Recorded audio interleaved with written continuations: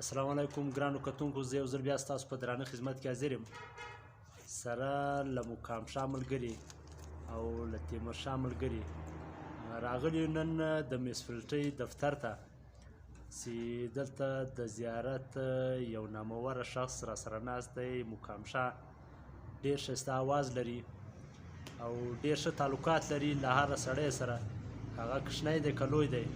الله تعالی ډېر ښه اخلاق ورکړی دی. الله تعالی دې نور هم ښه کړي، ښه ژوند ورکړي.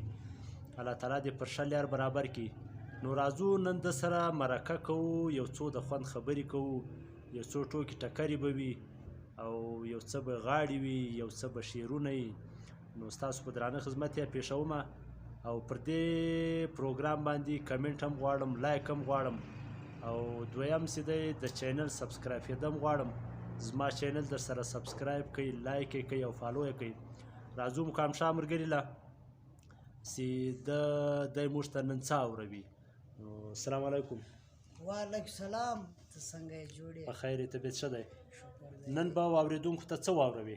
یاره څه شعر به ورته ډالۍ کړو. نو راځه داسې شعر راته وړاندې کړه چې د اورېدونکو هم خوښ شي او موږ هم خوند ځینې واخلو. بلکل بلکل.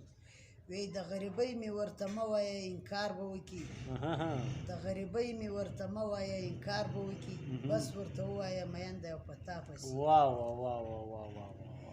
وی دومره مه کوه خاطر د چا د سترګو، دومره مه کوه خاطر د چا د سترګو چې خاطر د خاورې چې خاطره. واه واه واه. وی هغه ځای دی هغه مځکه یې له تنه یې نازکه، وی څوک یې نسته د سیالۍ د نجونو سر د سپین ټکرۍ. واه واه واه واه واه. وی زه مې رالی سوچ پر وکه څنګه کوټ غواړې نازکه. واه واه واه واه واه واه. وی خدای دې په تنګه ګلۍ راوړه، که ته شرمېږې لاس به زه در واچومه. واه واه. وی پر تا بې قدره یم یاره، تر تا ښاغلي مې د دې درمان لرې نه. بېشکه. ډېره مهرباني، ډېره مننه.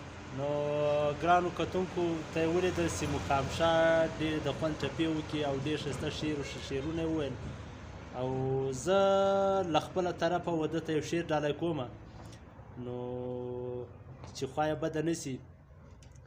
وی د خاطر یو شعر دی، وی زه خاطر خو دې خاطر کوم یاره، زه خاطر خو دې خاطر کوم یاره، کنې وګوره عینې کې وخت تیر دی.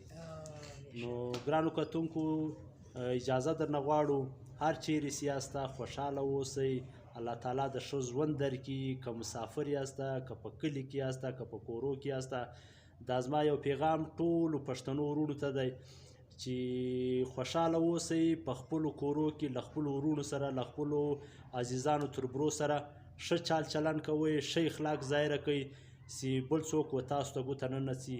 نور مو وخت نه اخلم، ژوند مو په خیر، هر چیرې چې یاسته خوشحاله